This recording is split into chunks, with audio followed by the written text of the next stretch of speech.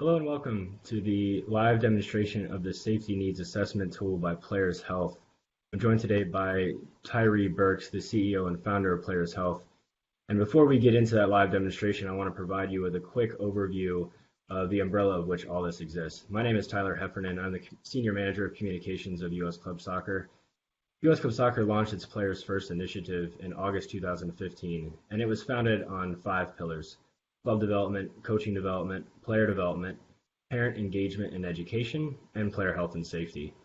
U.S. Club Soccer has been consistent that player health and safety is its first and foremost responsibility to its members, and Players Health is one of 13 different Players First resources and partners. Just a few days ago, Tyrre and 4 other esteemed panelists had a live webinar to coaches, which you can find if you scroll down a little bit on this page, on injury management.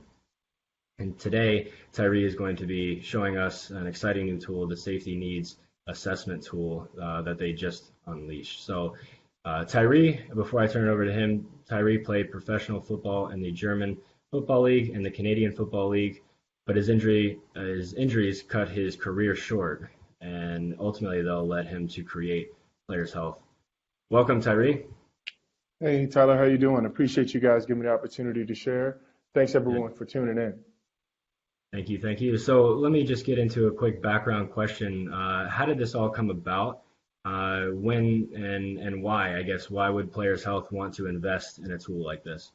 Well, I think there's been a huge shift that's happening kind of in amateur sports in general, is that there's a duty of care and responsibility that sports organizations have never had when it comes to health and wellness of their athletes. And I think that's changing from year to year. There's new concussion guidelines in every state that are being implemented. There are new safety guidelines around heat illnesses and a bunch of other things. We're now more educated as an organization, but information moves a bit slower. So what we learned through our research with a lot of sports organizations is that some organizations are still implementing with safety guidelines that are sometimes 7 to 10 years ago because the information moves so slow. But this tool that we've developed allows the organization to get a better understanding of what's going on within their own state's safety guidelines. So what is recommended for them in terms of managing concussions? What are their spinal injury prevention programs? This assessment allows you to get a baseline on where your organization is and how you can put together a program to implement best-in-class safety and risk management practices. What is the ideal person within a club to take this? That's a great question. And so the ideal person would be either 2 people. You would want to have either a sports club administrator, someone that kind of has kind of an eagle or bird's eye view of the entire sports organization in terms of how they manage safety guidelines and infrastructure and compliance, or an athletic trainer that's managing the health and safety infrastructure for the sports organization. So these would be the 2 ideal individuals in the organization that would fill out the assessment. All right, without further ado, do you want to take us through a screen share and show us how this thing works? Absolutely. And so this is actually going to be quick here. When we built this system, we really wanted to make sure that if an organization went through the assessment, they would have a really clear understanding of exactly what's going on within an organization. But we want to do that easily, and we want to display it beautifully. And so that's something that we're always going to have. So when you first log in, you're going to go to assessment.playershealth.com, and then you click the Start button. It kind of gives you a description around what the assessment does, and then you fill out this quick registration. And seeing that I've already registered, it's just asking, your name, your title, and then the sports organization that you work with. I log in, and once I've logged in, what you're going to see is a set of results that I've already done. But we're going to start as a brand new assessment. So we've tried to shorten the assessment as short as we possibly can make it. It's about 60 questions, and these questions are basically going through the overall protocol. So what are you guys doing for education in terms of pre-participation? What is your emergency action plans? How are those being communicated? How are they documented? All of these questions give your organization a really clear understanding around where you currently stand. Now, I'm not going to go through every question. I know that'll be a long video, but I really want to show you what the results that you're going to be able to see and how we've been able to categorize it. Now, the goal is the organization should take this assessment once every 6 months. You want to take it in the beginning of the year, and then 6 months from there, now that you have a score and where your organization sits, how can you better that score? And so I'm going to pop in here and show you one of my previous assessments that I've done for my organization, the Miami Dolphins. and you'll see that I got a 90%. This is really good. If your organization has anywhere from 70 to 75% or better, you're in pretty good shape, but you shouldn't be satisfied with that score. The idea is that you want to be best in class. You want to always be pushing for the best. And we all like A's, so I think a 90% or better is really good for organizations. Now, we also understand that resources play a huge role in that. But we've broken down your assessment into 7 pillars of organizational sports safety. One is education. One is emergency preparedness. So education, of course, is how we're communicating with your coaches, your athletic trainers, parents, athletes. How are you communicating health and safety? What is the culture of health and safety in your organization? Emergency preparedness. What is your EAPs? What is your emergency action plans for your organization? Are they concrete? Are they written? And are they easily available for parents, athletes, and coaches to view them? Pre-participation evaluation. Are you making sure that every athlete has been properly cleared to compete, but also cleared to return back to play post an injury? Musculoskeletal. We could talk for days about making sure that we have pre-practice stretching, pre-game stretching to minimize the likelihood of an ACL injury or any musculoskeletal injury. I think risk management around heat illnesses, lightning strike policies, these are going to really be about how do we manage our organization from a risk management perspective, background screenings, how often do we do that? And then concussions is always going to be one of topic of how you manage that. What is the communication? What is the protocol? What is the infrastructure? And then last but not least is spinal cord injuries. Do we know the right protocols for this? And so this allows my organization to get a better understanding around what's going on. Now, one of the things that we want to be able to show is I want everyone to be able to see their progress.